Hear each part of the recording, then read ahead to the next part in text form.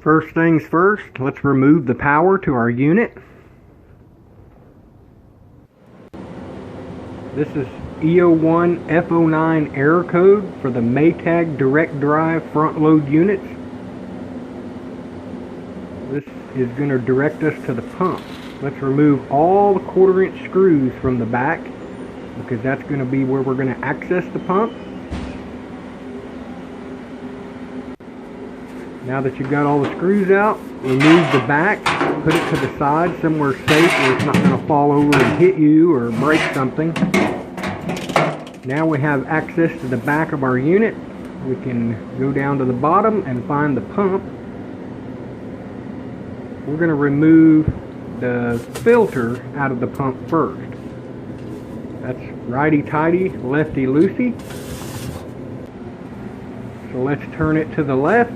Now you're going to see some water come out here. Normally you'd want a pan or something to catch the water, but I am in my shop and I have floor drains to catch all that water that comes out.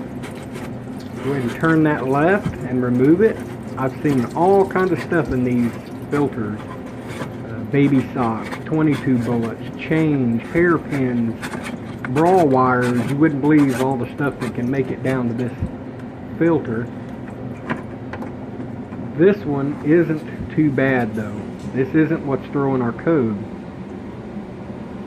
So we'll go ahead and just clean out what is there that's accumulated in the filter. Set it to the side. It's definitely not what our problem was. We need to replace our pump. There's 4 Phillips screws that I've already got them loosened here. We'll go ahead and remove those.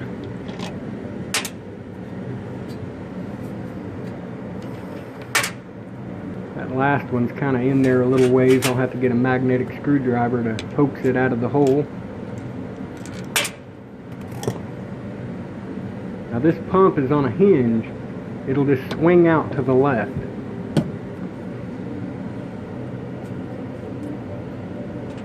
Look inside there for any kind of change or baby socks or anything obstructing the impeller. There's nothing in this one.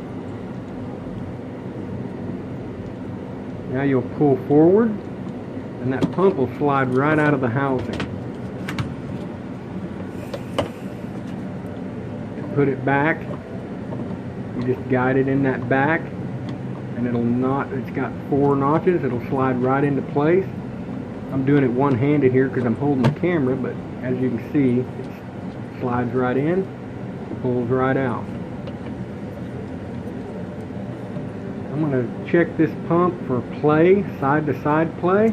This pump does have side-to-side play, so that tells me the bearings are out, and it's took the seal out and it's letting water get inside of the pump, and it's throwing our error codes. Go ahead and remove the old pump, get the new one and put it in its place.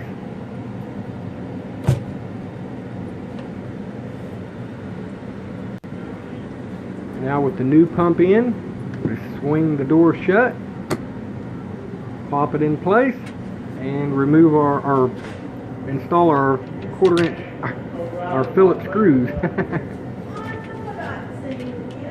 Now when you tighten these, don't crank them down.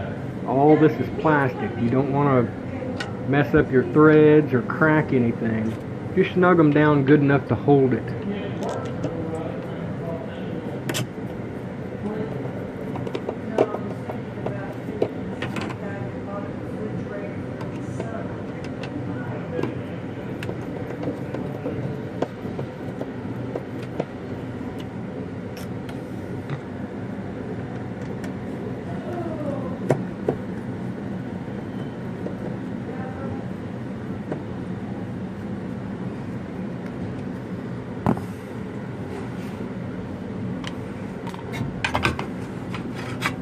Now we'll put our filter back in.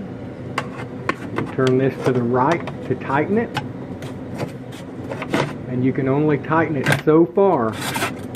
But you want to make sure you tighten it enough to where the little notch on the filter meets the notch on the pump housing. That lets you know that you're completely installed correctly and not going to leak.